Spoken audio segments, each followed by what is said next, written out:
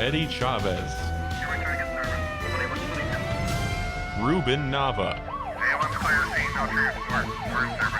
and Jesse Romero. Jesus 911. Jesus 911, Virgin Most Powerful Radio. My name's Ruben Nava, my partner Jesse Romero, and today we're going to have a special guest, a friend of the show, a brother of Jesse's, Henry Romero. So we're calling for backup, Henry. We're going to a three-man car today. Alrighty, guys. All right. Hey, I'm reporting for duty, by the way, and we'd like to talk about all things law enforcement today. This is our Muscular Christianity segment. As I'm looking at things right now around our country, it just reminds me of the title of that book. I forget who the author was. It says, "These are the best of times. These are the worst of times." And that's what we want to talk about right now. Let me start off. Let's start off with the St. Michael the Archangel prayer. He's the patron saint of policemen. Since we're talking about police issues and policemen seem to be on the front and center, let's start off the show with that prayer. Okay. For all our fellow officers out there that are working in a very, very difficult situation. Name of the Father, Son, and of the Holy Spirit. Amen. Saint Michael the Archangel, defend us in battle. Be our protection against the wickedness and snares of the devil. May God rebuke him, we humbly pray. And do thou, Prince of the heavenly host, by the power of God, cast into hell Satan and all evil spirits who prowl about the world, seeking the ruin of souls. Amen. Most powerful, pray for us. Angels, cherub, demons, pray for us. All you holy angels and saints of God, pray for us. In the name of the Father, Son, and the Holy Spirit. Amen. Precious blood of Jesus be upon us. We got my brother Henry, retired commander from the LA Sheriff's Department. He's the use of force expert. So right now his head must be just popping with all these things that are happening across the country, because he's probably saying, wow, that's wrong. That's wrong. That's exaggerated. That's being overblown. Henry, let's take a look at what's front and center right now. I've got an article here that says officer charged with murder for shooting Rayshard Brooks. Here's what it says. Prosecutors brought murder charges Wednesday against the white Atlanta police officer who shot Rayshard Brooks in the back, saying that Brooks was not a deadly threat and that the officer kicked the wounded black man and offered no medical treatment for over 2 minutes as he lay dying on the ground. Brooks, 27, was holding a stun gun he had snatched from officers, and he fired it at them during the clash, but he was running away at the time and was 18 feet 3 inches from Officer Garrett Rolfe when Rolfe started shooting. DA Paul Howard said in announcing the charges, stun guns have a range of around 15 feet. I got him, the prosecutor quoted Officer Rolfe as saying. The felony murder charge against Officer Rolfe, 27, carries life in prison or the death penalty. If prosecutors decide to seek it, he was also charged with 10 other offenses punishable by decades behind bars. The decision to prosecute came less than 5 days after the killing outside a Wendy's restaurant rocked the city and a nation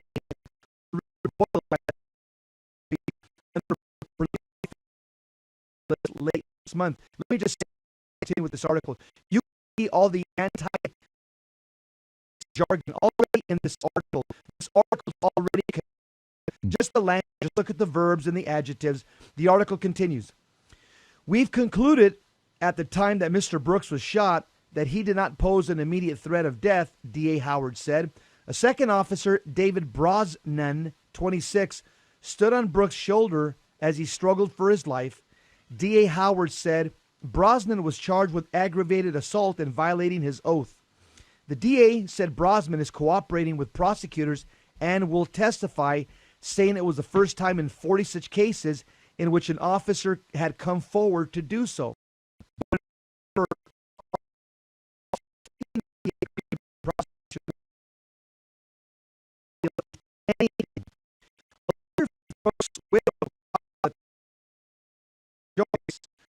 She said, we as African Americans, when we get a piece of justice like today, we shouldn't have to celebrate and parade when an officer is held accountable, Attorney Chris Stewart said. Brooks' widow, Tonica Miller, said it was painful to hear the new details of what happened to her husband in the final minutes. She said, I felt everything that he felt.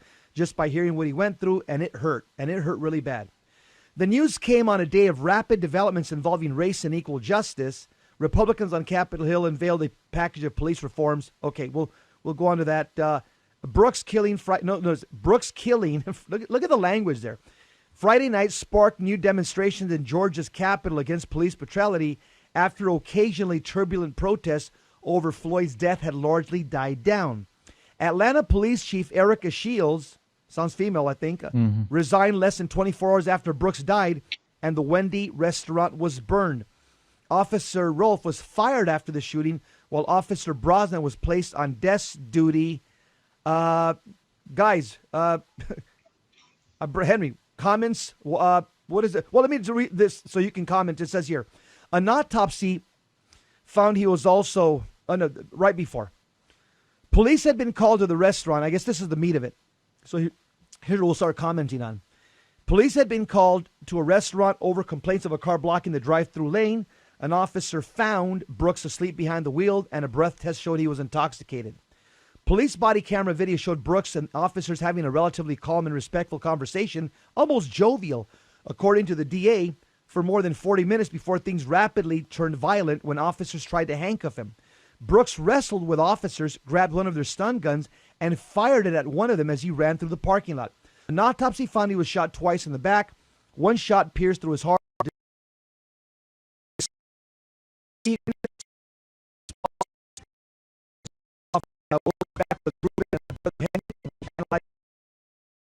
Listening to Jesus. We're talking about policemen on the firing line. Pray for your police department. It's a tough job, trust me. We'll be right back.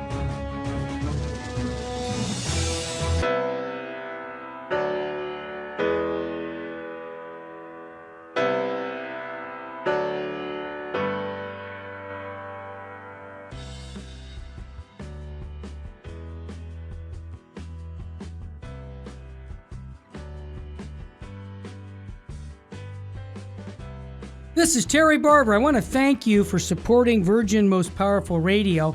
And here's an easy way to support us by going to smile.amazon.com and type in Catholic Resource Center or Virgin Most Powerful Radio.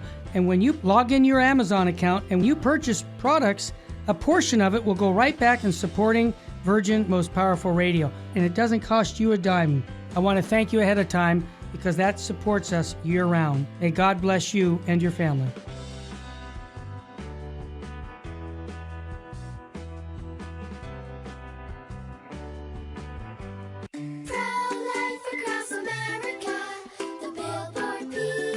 How does the baby move in your tummy? How does the baby eat? Can the baby hear me?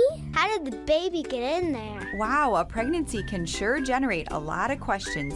But what's important is that a baby is a baby, inside and out of the womb, not just after birth, but 9 months before, at conception. That's right. Every baby is a miracle. Hello, my name is Marianne Kuharski. I'm the director of Pro-Life Across America. If you know someone who is pregnant or in need of alternatives or assistance, or would like to support the work of Pro-Life Across America, please visit our website at prolifeacrossamerica.org, or better yet, simply dial pound 250 on your cell phone and say the keyword pro-life. Pro-Life Across America is non-political and totally educational. A baby's heart is beating 18 days from conception.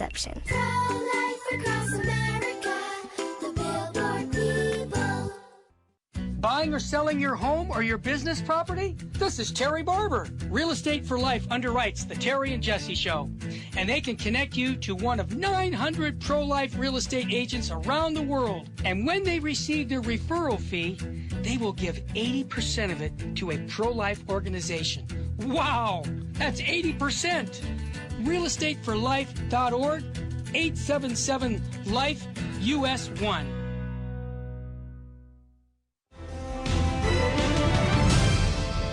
Now, back to Jesus 911. If this call is not an emergency, dial 888-526-2151. Jesus 911.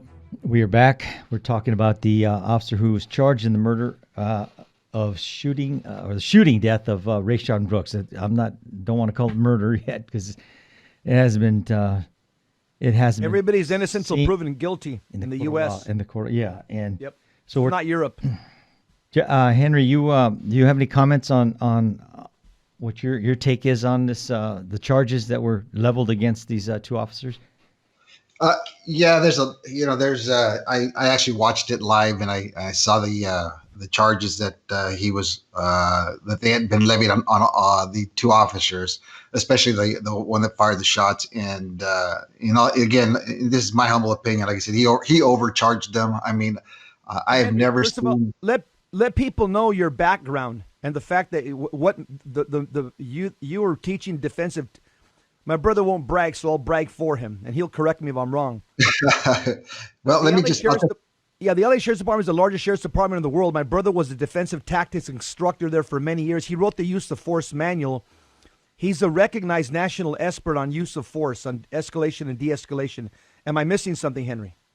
Well, you know what? Let me just backtrack a little bit. A lot of the stuff that is going on today, I was involved in a lot of the changes, at least in our department. You got to remember that in 1992, we had the civil unrest because of the Rodney King riots. And in 1991, in fact, I was I was certifying a bunch of police officers on how to become instructors in the use of the baton. And that was the same week that the Rodney King incident happened. And so again, there's been a tremendous change in law enforcement since that time. Intervention training, we introduced intervention training at that time. I mean, today, if you listen to everything that they're talking about in law enforcement, oh my God, intervention training, it's something that's not being taught. That's old news. I mean, it's been taught for many years, at least in our department. If other departments throughout the country haven't been using it, I'll tell you what, they're behind the curve quite a bit. Because again, here out in Los Angeles, there's been a lot of things that they're talking about. We've been doing it for years. Secondly, let me tell you another thing. I was surprised. People get the type of language that these guys use can be inflammatory. For example, they're talking about the fact that the killing has been the death of this individual of Richard. It's a homicide. Well, let's go back and look at what is an actual homicide. What's the definition of homicide? A homicide is the taking of another life by another human being. Every time that we have an officer-involved shooting and somebody dies, that is a homicide investigation. Right. What you have to look at is, was it justifiable? Was it accidental? Or was it with malice? Was it was it murder? So again, your public shouldn't be outraged at the fact is that, they ruled it a homicide. Yeah, all of these deaths are ruled homicide unless a guy intentionally killed himself, then it's a suicide. But a homicide is the taking of another life by another human being. So, when we do investigations, when we go out and take a look at these shootings, we're looking at department policy. We're looking at, again, was it a lawful shooting on behalf of the police officer? And then we got to be able to come up with facts to be able to protect the department and the officer from lawsuits. So there's so many investigations that go on, during an officer-involved shooting. It's not just when you sit back and you have one agency doing an investigation. It's done by multiple agencies. It's hard for me to understand how they came up with these charges in such a short time, because these investigations take quite a long time. Even if you rush them. And again, I'm not sure that I'm making some of these judgments just based on the video and some of the stuff that the DA said, because I have no benefit of what the officer said. I've never seen a report written by any of the officers. I don't know what was in their state of mind. There's so many things that you have to find out from them as to why he pulled the trigger, what was going on through their mind, because the case laws that we apply for these things for on how we judge shootings are very, very clear. They're applied, by the standard that they use called the reasonable standard. What does that mean? Well, it means that you have to apply it from the view of the perspective of a peace officer at the scene. Is it reasonable for this peace officer to do what he did? Not by an armchair quarterback who sees the incident on video and says, that doesn't look good. Force never looks good. I've never seen a use of force incident that looks good. Anytime you use force, it looks ugly. what you have to decide is, was this force reasonable? And again, there's so many factors that come into play as to how you have to judge this. And when the court decided these two cases, one in 1985 and one in 1989, these two cases, Tennessee versus Garner, 1985 case, Graham versus Connor, 1989 case, both of these have been the standard as to how you should view use of force. All use of force, not just police shootings. And they have withstood the test of time. As of today, those two are the standards. And whether you like it or not, you can't sit here Monday morning quarterback it from your living room and decide, what, that looks ugly. I wouldn't have done that. Mm-hmm. You gotta go ahead and decide. Put yourself at the scene, and you got so many things going on. The event, you guys saw how quickly the event escalated. It took seconds from it going from a cooperative situation to all of a sudden an all-out fight. The officers don't know. Is he trying to escape? Is he trying to assault us? Is he trying to kill us? They have no clue what he's trying to do, because the guy all he's doing is fighting. One of the comments was, they want to go ahead and charge him because he failed to use the proper words. You're under arrest for DUI. Well, if you look at the video, the guy just says, "You've had too much to drink," mm-hmm. And he told him without using the correct verbiage, but you could hear him clearly on tape. "Nope, you've had too much to drink. You can't drive. Yep. You put your hand on your back." And that sounds like he's telling them, "You know what? I'm going to arrest you." Yeah. And I think, to be honest, that he tried to diffuse the situation, because once you say you're under arrest, that's the trigger word. That's the one that's going to say, I'm going to fight. I'm not going to jail. And so I think the officer used language to try to diffuse the situation, but he knew, in fact, what he meant by saying, "Put your hands behind your back." When you say you're under arrest, that authoritative statement, that triggers somebody. So I think the officer used, what you'd call community-oriented policing. I think he did the right thing there. And as I'm looking at this, it went from 1 to 10 within the matter of 2 or 3 seconds. Yep. Right. And that's the whole thing, is that when you're teaching, that was one of the reasons why we got away with the way force was taught. I know whenever you use force, it's what we call a very fluid situation. Your force escalates based on the person's actions. We do not. Police officers are not taught to initiate. They're taught to react to the suspect. So we will react to the suspect as to how he reacts to us. So if it can go from 1 to 10 very, very quickly. And a lot of people say, "Well, you should have used this, and that prior to going to step 10." No, again, we have to be able to recognize when we believe that our life is in danger. We can go to 10, skipping steps 5, 6, 7, and 8, because there really aren't any steps. There are no steps. You have to recognize what the suspect is doing, and you react to the suspect. So he de-escalates, you de-escalate. That's what you're trying to do, is you're trying to get him to de-escalate and to comply, and you try to put him into custody. That's what this whole thing is about. Yeah. Let's talk. Yeah. Georgia law, you guys, Georgia law just, it allows a person to use deadly force. It says only if he or she reasonably believes that such force is necessary to prevent death or great bodily injury to himself or herself or a third person. And now what these police reformers are trying to do is take that word reasonable out and say if it's justified. So it's not using that reasonable standard anymore. I know that in LA, that's what they're trying to do.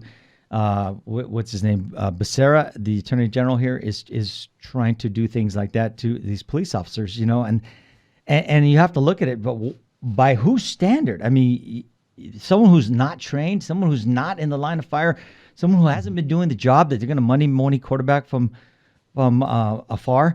And let me just read this part about it. It says, because their policy manual was recently updated like last week, and it says that he or she reasonably believes that the suspect, an officer can use deadly force when he or she reasonably believes that the suspect possesses a deadly weapon or any object, device, or instrument which, when used offensively against the person, is likely to or actually does result in serious bodily injury and when he or she reasonably believes that the suspect poses an immediate threat of serious bodily injury to the officers or others.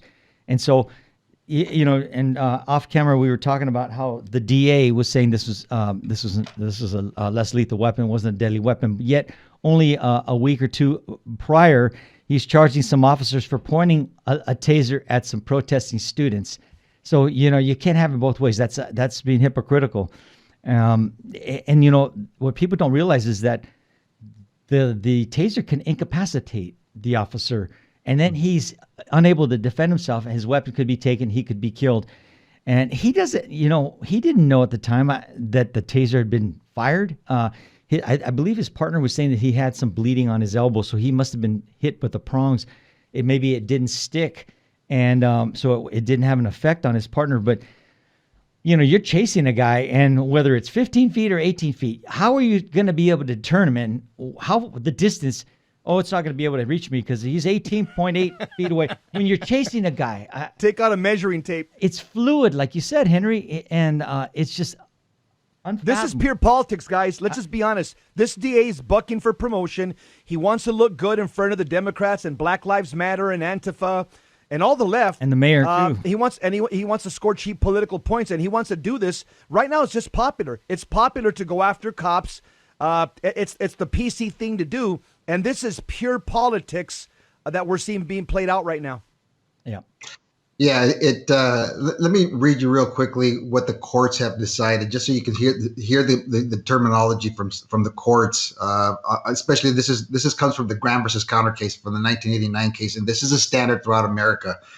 Most police departments have tried to write their use of force policies, trying to keep all this in mind. And then when juries are giving jury instructions on how to think, how they should be judging the police officers, it says right here, there's no precise definition or mechanical application on how we apply force. So when we're judging them, we have to go ahead. The proper application requires careful attention to the facts and circumstances of each particular case, including the severity of the crime at issue, whether the suspect poses an immediate threat to the safety of the officers, and whether he is actively resisting or attempting to evade arrest by flight. So it's the totality of the circumstances have to be taken into account, not just one portion of it. And then, of course, they recognize, the court recognizes that officers are forced to make split-second decisions in circumstances that are tense, uncertain, and rapidly evolving about the amount of force that is necessary in a particular situation. Tell me if that line itself does not embody what happened during that incident. All right, we'll be right back.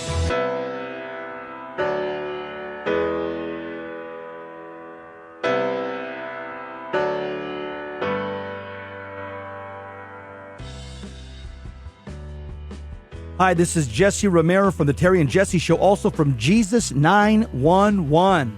Let's face it, we all need to use the internet, but we need screen accountability. Why? Pornography is a huge problem, especially on the internet. And every time we tap into the internet, we get bombarded with images and temptations that degrade our humanity. So we need Covenant Eyes to block these pornographic sites and advertisements from infiltrating our lives.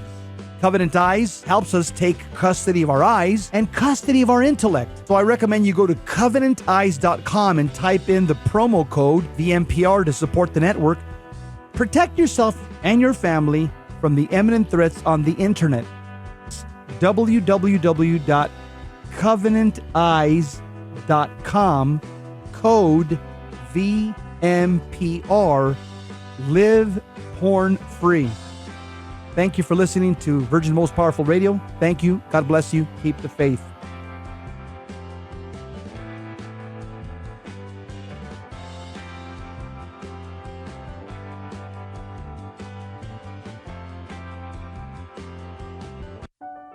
Healthcare news today seems to be coming from everywhere and everyone. It's confusing at least and untrustworthy at the worst. Dr. Aceta is a faithful Catholic in the Kern County community. He is trustworthy, well-researched, and will only give expert opinion on matters in his own specialty. Catholic teaching at its entirety is of utmost importance to Dr. Aceta. Give Dr. Aceta a call for your obstetrics and gynecological needs at 661-695-6617. Buying or selling your home or your business property? This is Terry Barber. Real Estate for Life underwrites the Terry and Jesse Show, and they can connect you to one of 900 pro-life real estate agents around the world. And when they receive their referral fee, they will give 80% of it to a pro-life organization. Wow, that's 80%. realestateforlife.org, 877-LIFE, US 1.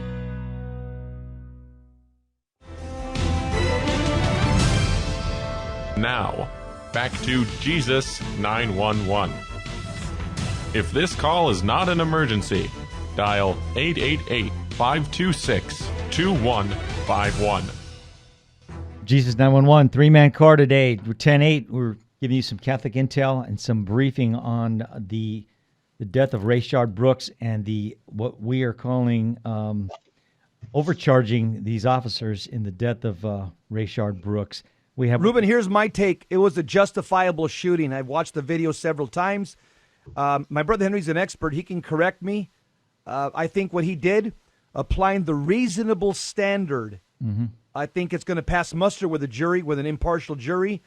In fact, that's the key right there, impartial. Yeah, it's very consistent with Catholic teaching on self-defense. The church teaches on self-defense that a Catholic is allowed to use the force, the proportionate force necessary to overcome the attacks of an unjust aggressor. It almost sounds like the law enforcement standard when you put them side by side. So we've all seen the video, and you've all seen that this went from 1 to 10 in an instant. My take is that Officer Garrett Rolfe, he's going to be justified by an impartial jury of the shooting based on the reasonable, prudent, ordinary standard test. Anybody would have done what he did, given the same set of circumstances. I think they expected him to be like a superhero. I think too many people are watching too much Avengers and DC Comics, and they're thinking, okay, the officer gets shot with a taser. It could go in his eyeball. It could go in his neck, incapacitate him, as you guys have said. But no, I guess he's supposed to move like Spider-Man, move his head or like the Flash, He's supposed to move real quick and just dodge these things coming at him until Rayshard quits shooting the stun gun at him. And again, he didn't know it didn't have any darts as well. So again, they're expecting these cops to be like Spider-Man, move, dodge, duck and weave, instead of saying no. They took a potentially deadly weapon away from me. I have to overcome that resistance. That's a Catholic standard, and I think he did just that. He wants to protect himself. He wants to protect the community and his fellow officer. That's even a Catholic standard as well. Comments? Henry? Go ahead. You know what? I'm going to say this. So they keep talking about police reform. Not one word is mentioned about personal accountability. Not one word is ever mentioned about the citizens' accountability or citizen reform. And every single case, these cases start with the suspect fighting or resisting. And so they always want to look at the officer's conduct. But if these guys would just go with the flow and say, okay, because their conversation, for, like I said, for 40 minutes was jovial, it was cordial, and it was only until he thought he was going back to jail. It turns out, this guy, Mr. Brooks, is not the saint. He's been in prison. He was serving a 7-year term for child endangerment, child abuse, and false imprisonment, I guess, with the baby's mama. And he was let out after a year, put on probation, which he violated twice. He's had a prior DUI. I'm still Ruben. He's not up for canonization. No, not well. Maybe in the modern church, yeah. Not even in the modern church. So no one is ever saying let's have talk to the community. All they want to do is talk to the police. Well, tell your people, just go along with it. If you have a grievance, there's a formal grievance procedure that you could follow, and you could take it up in court, have your day in court. And but no, Ruben, it's simple. When I get pulled over by a cop, and I've been pulled over by cops, you know what I do? I put my hand on the steering wheel. Yeah. Yes, sir. You want my light? Here it is. Their job is hard. Don't make it more difficult. Once they see that you're not a bad guy, they diffuse within like 30 seconds. But when they knock at your window and say, can I see your license? If you start dropping F-bombs, Yeah. you're just putting gunpowder in the keg there. You're asking for trouble. It's just not gonna end well because they have to win. This is not a UFC fight, between a cop and a citizen. Like, okay, who's gonna win here? It's a draw. No. Romans 13 verses 1-4. The police have to win to enforce the law. Right. They can't it's a tie. Okay, it's a split decision. And to win, they may have to use force. Once you prompt them to use force. Henry, your comments? You guys are all right on. I sit back and I listen to the experts on TV talk about, what was the officer right in using them. In fact, some of these guys are not even police officers. Some of them are just attorneys. And some of them have no concept of what law enforcement is, but they're judging. They're judging the incident based on 20/20 vision of hindsight, and that's not what the courts expect you. You can sit here Monday morning quarterback the incident and say, I would have done things differently, but you were not there at the time of the incident. You're not the one that was in the fight. You're not the one that was getting your clock cleaned. You're not the one who lost a weapon that all of a sudden is in the hands of the suspect. You're not the one where 1 minute you guys are talking and the next minute you're in a fight for your life. That's who has to judge the incident, the person who's at the scene. And that's what you're going to when they actually adjudicate this case, that's what they're going to talk about. Put yourself in the officer's, and the officer's going to tell you, what was he thinking at the time? At this point, I'm thinking, the DA made a comment about the fact we concluded that he should have known, or that he knew that the taser was fired already twice, and that that it was no longer posing a threat. He was shot after the second, after that. And again, there are even studies, people say, well, he got shot in the back. He was still running away. You know what? When you make that decision to pull that trigger, again, you are reacting to that individual's actions. He turns around, he fires that to the other officer. At that point, the officer who fired the shot, he makes that decision. Oh my God, there's the weapon. His weapon comes up to go ahead and counter the attack. By the time he counters the attack, the other guy, the suspect, Mr. Richard, he's already fired the weapon and turned back around. Again, you are reacting. Your body's telling you, fire that shot, fire that shot. By the time you fire that shot, the guy's already turned around. That's why he got shot in the back. Absolutely. There's been so many studies done in the law enforcement community about people getting shot in the back. It was a big deal back in the 90s. All these people are getting shot in the back. And finally, a doctor came up and said, that's pretty typical of how police officers react. By the time we cannot stop our brain from saying, stop pulling the trigger, because you're seeing the threat. That's what you're seeing. You're shooting at that threat, and that threat by that time could have turned around, and that's why people get shot in the back. It doesn't mean that he didn't see what he saw and he's not doing it. It just, again, we react. The reaction time is always delayed by behind the action time. Right. That makes sense. The other thing that the DA was saying was that the officer, by the way, first of all, the Officer Rolfe, he's a very distinguished officer in DUIs. He's on a DUI task force. He's been awarded citations from his department, from the Mothers Against Drunk Driving. So he's put a lot of people that have been behind the wheel impaired. He's put them in jail. So he knows what he's talking about. That's the reason why his partner called him over, because he called the expert in, and everything was going smoothly. But they're claiming that he kicked Rayshard Brooks when he was down.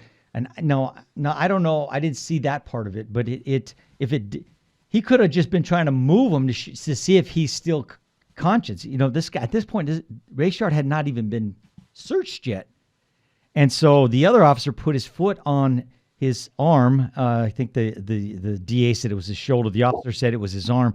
And he was saying because he hadn't been searched. I didn't know if he still had a weapon in his waistband. So, there's all these things that are going through a police officer's mind that the average citizen doesn't even think about. Ruben, here and Henry, here's another thing that's going through an officer's mind, and you guys know this to be true. When you pull somebody over, police have a sense when they're dealing with a parolee. Notice the word that I'm using. A parolee versus a regular citizen. It's the difference between pulling over a lion and a chihuahua. Okay? The average citizen is a chihuahua, a poodle. You all know that a parolee is a lion and a tiger. It's the difference between stepping into the cage with a young Mike Tyson or a Pee Wee Herman. Once an officer knows that you're dealing with a parolee, your senses are heightened. You're a little bit tense. Let's just be honest. These guys train in prison to disarm cops. These guys train in prison to ground and pound cops. And once you see that you're with a parolee, all of us know that the hair on the back of your neck, it stands up as a street cop because you're dealing with a potential threat, unlike Pee Wee Herman. This is something that's not being factored into none of this. Look at the guy. He's a big guy. Same with the other guy last week. Yeah. And don't get me, the other guy last week, nobody deserves to have his a knee on his neck and his carotid for 9 minutes. That was fundamentally excessive force, which led to his death. But these guys are big black parolees, and officers know from their experience and training that if anything triggers a parolee, you're going to be in a rough and tumble with them. And nobody's talking about this, right, Henry? Yeah, and again, nobody is talking about it. It is a factor later on that you can talk about, what's going on through the mind of the officer. That's right. What did he know at the time? Did he know that the guy was already had been in prison before? We don't know that. I don't know that. Not once has anybody said the officers knew that he had been previously arrested, that he had a previous DUI. I don't know that. Now, as most police officers, when you get two guys there, one of them will watch the guy and the other one will run him. I don't know if that ever happened. I don't know what they knew about the guy, but he sure reacted when he started fighting with them. All bets are off. You're trying to go ahead and do what you can to overcome his resistance, and you're going to do what you have to do to go home that night. Again, most people don't understand. Give us an expert opinion about what happened there. Was it you're sitting on the jury, you got called in as an expert? Was it justified, yes or no? If I'm sitting on the jury, I say yes from everything I read and seen. You're the expert. What do you say? You get called in court on this. Based on what I've seen so far, again, because what you're missing is the officer's state of mind. I don't know what he was thinking, why he did what he did. I don't know. Based on the video, I will give the officer the benefit of the doubt. At this point, it looked like what he did was reasonable.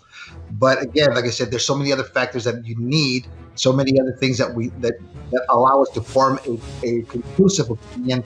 But again, we'll be right back. Hold that thought, Hank. Hold that thought.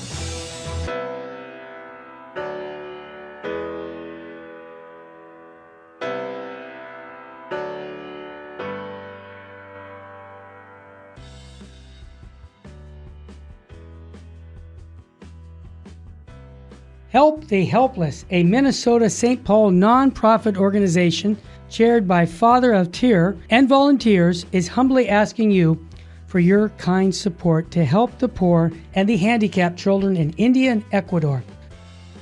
Through financial support from the Help of the Helpless benefactors, the children are provided with clothing, food, education, shelter, and the teachings of the Catholic Church.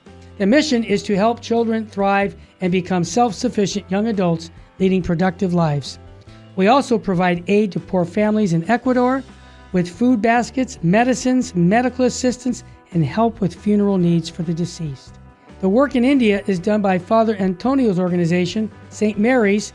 In Ecuador, the work is being done by the Servant Sisters of the Home of Mother. You can call us at 877-762-8857. To learn more, please visit our website, www.helpthehelpless.org. God bless you. In 1 Corinthians 13:13, St. Paul says, "So there abide faith, hope, and love, these three." According to St. Ignatius of Antioch, faith is the beginning and love is the end. And God is the two of them brought into unity. Then comes everything else that makes up a Christian. May God grant that we may attain all the virtues that make for authentic followers of His Son.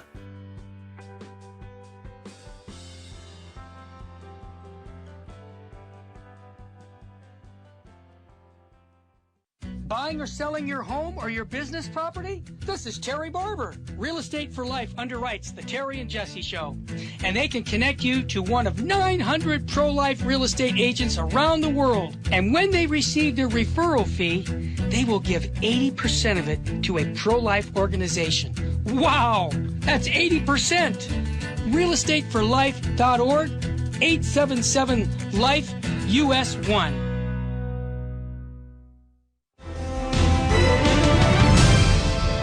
Now, back to Jesus 911. If this call is not an emergency, dial 888-526-2151. Jesus 911, we are back. Where iron sharpens iron, one man sharpens another. We've been talking about the death of Rayshard Brooks at the hands of two police officers in Atlanta, and we're along the same topics. We're seeing now that on duty police officers are walking off the job. Can we blame them? They've been asking for defunding the police, and let's get rid of the police. A lot of the leftists, their talk is to do that, and they may be getting what they want. So let's talk about that. Yeah. Yeah. Let me also mention one thing. You make a good point here. Race has nothing to do with this. Okay, everything. We're just looking at people's actions. Were the actions reasonable or unreasonable? And as Catholics and just as Americans, we should be colorblind. It doesn't matter what race somebody is. We look at their actions, and police react. It's a reactive job. They react based on the citizen's actions. So what do you guys? Yeah, what do you think about these Atlanta police officers walking off the job? Can you blame them? And let me ask both of you guys something else as well. They want to start. Some of these police departments are starting to say that we want to put social workers to go out there and respond to calls and supplant police officers with social workers in some of these big blue collar, in these blue state cities, run by Democrats. What do you guys think about replacing the police department with social workers to respond to people's domestic violence calls?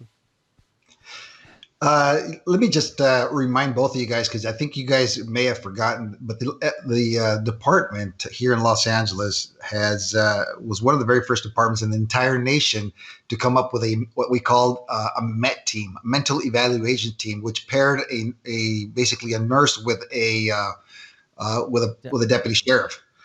And if you remember that, like I said, initially we're thinking to ourselves, why are we doing this?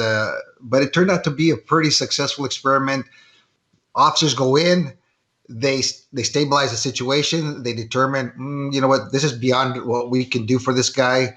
And then they call a MET team unit out there, and the MET team will go ahead and provide the resources that this person needs to go ahead and get him, whatever he needs, some hospitalization, medication, take him to the doctor, whatever it is that they need. They have other resources that most police officers on the street do not have. So is it an experiment that hasn't been tried before? No, actually it has been tried. But you can't just send unarmed social workers into these situations because without it being first stabilized. That's, I think, where the issue is. They're not thinking this whole thing through. You have to stabilize the situation. If you think that you can do better by sending somebody in there with better skills, more power to you. But I guarantee you that you let them go in by themselves. The first couple of times they get to a domestic dispute where you got daddy hitting mama, mommy's bleeding. And there's a lot of anger in the house. Trust me, those two social workers are not going to walk in there. They're going to call the police to stabilize the situation before they actually are able to go ahead and provide some sort of services to this individual. There's a lot that goes into it. It's not just about, hey, just go ahead and let them go to these calls. Trust me, nobody wants to go ahead and get hurt. I know we get paid. We have some additional tools. Social workers, mental health workers, they don't have those tools. And the only tool that they have is their mouth to go ahead and diffuse the situation. And sometimes that does not go over very well until they're able to get controlled. What police officers are talking about, not only in Atlanta but across the country, are talking about this. Let's just do the blue flu. Let's just all call in sick and let's sit back. Now we can't. Obviously, we can't do it as well. Not we, but I mean, if we were on the job, and our union can't call for that. Because we have a duty to go in and work. But if you have sick time on the books, then that is being used. I'm not gonna lie to you. I've never participated in something like that. I've heard it mentioned in some cases around the station when things were going bad. But these officers are walking off the job. Not only in Atlanta, but I mean, you see in Minneapolis, New York, 600 people, officers turned in their resignation or the retirement papers. They said that's it. We're over the weekend. Yeah. We're not going to have this anymore. These people are feeling it's an ungrateful job. These people are not grateful for what these people are the police officers are doing, putting their life in danger, running into the fire when everyone else is running away, and like you said, Henry, force is not pretty. It's sometimes it has to be used, and going back to the situation with the officers, they blamed them for not taking giving medical attention, but. I think a positive duty would have been to just turn him over, maybe on his side. Having been to homicide school, and being a detective for many years, we're reluctant to touch the crime scene because, especially in an officer-involved shooting, we want the investigators to come in and see the picture, get a picture of what it looked like when it transpired or how it looked when it ended. And when you start moving things around, evidence is moved, maybe if it's involved casings and things of that nature. So a lot has been made that, they didn't do anything. And, we're not medical experts. So we could simply turn them over on the side. We can, get call for medical attention, bring the firemen, make sure they know where they're coming in. So there's a lot of things that people are saying to just incite this case even more. Yeah, you're so right. And again, getting back to what you were saying, Ruben, was, why are these guys walking off the job? Think about what's going on. 6 officers just 2 weeks ago were told to, you're fired for pointing a taser at 2 students. No due process. Yep. And then now you had and then in that case, if you listen to the DA, what did the DA say? The taser is a deadly weapon, and they shouldn't have done that. And now here we are, a couple of weeks later, the DA saying the taser is not a deadly weapon. It posed no danger to the officers. They're talking out of both sides of their mouth, and the officers have no clue where the support is coming from. If you don't know whether your chief's supporting you, whether the DA's office supporting you, whether your mayor supporting you, and you've heard all of those make some pretty derogatory comments, of course, that's why a lot of these guys are walking off the job or going in there and just saying, I'm only coming to work. And if one of my partners needs me, I am here for my partners, but I'm not going to be proactive. I don't blame them. It's very, very difficult to do the job when you think that you don't have the support of the administration or the mayor or even the DA's office, which again, when you're talking about justice, the DA's office, especially the DA's office, it's got to be blind justice. You make decisions based on the facts of the case, not on what you think should be done. Exactly. And it isn't blind justice right now because you have one political party, which is a major force in this country, called the Democrats, which is calling for defunding of police departments. They are the party of defunding the police, along with everything else they've been wrong on all the issues since slavery. And let's just be honest. People, mayors, chiefs of police, they fear them because they rule with an iron fist, especially if you're in a blue state or in a blue city. Yeah. With a liberal Democrat who's the manager of the city manager or manages the state, police chiefs and sheriffs, they tremble. Yeah. They want to make sure that they appease these city managers, these state managers, that many of them just have a very anti law enforcement bias, And you can see that by what comes out of their mouth. Why? Because they want to be popular with the Democrat Party, which is the party of defund the police department. And so this November, it's very simple. Once again, the stakes are very clear. Do you want a President Trump, a person who wants law and order? Or do you want Joe Biden, a person who's going to continue perpetuating these crises? And he's okay with disorder because you can see him not speaking. He's silent about this from his basement. Henry, your take? Yeah. Let me make a quick comment about that, and let's just be fair a little bit.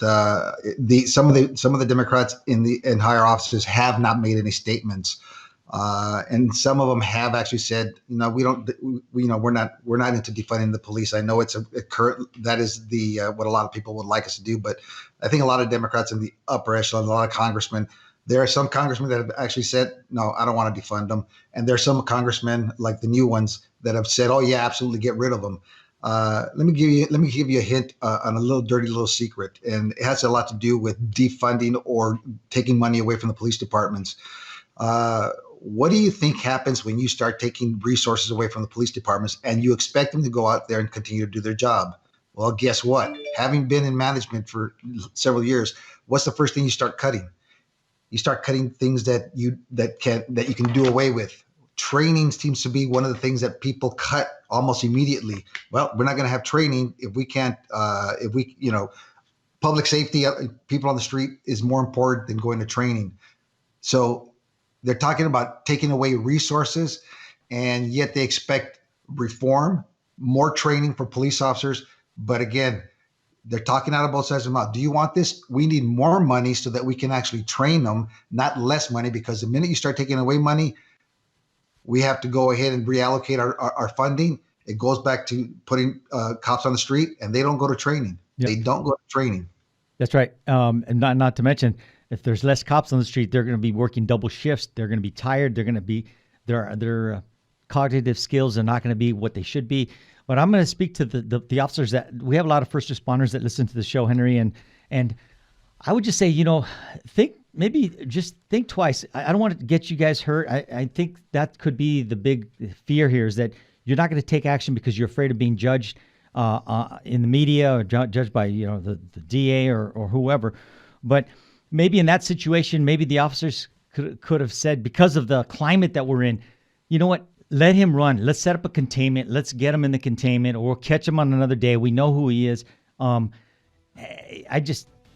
thought of you having to shoot I hate to say, an African American, it's not going to look good. The optics are not going to look good, whether you're justified or not.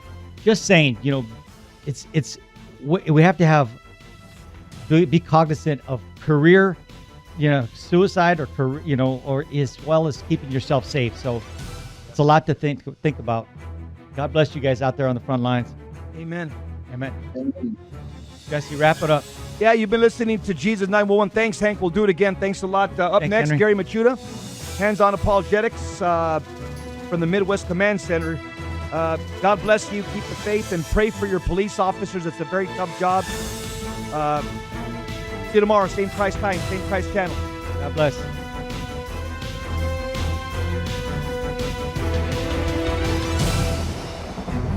Saint Faustina's Prayer for Priests.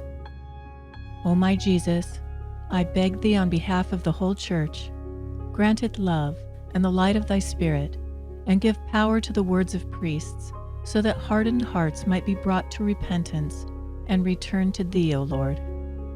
Lord, give us holy priests. Thou thyself maintain them in holiness. O divine and great High Priest, may the power of thy mercy accompany them everywhere, and protect them from the devil's traps and snares, which are continually being set for the souls of priests.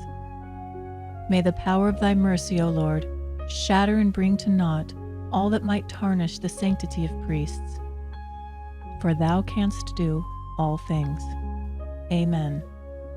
Virgin most powerful, pray for us.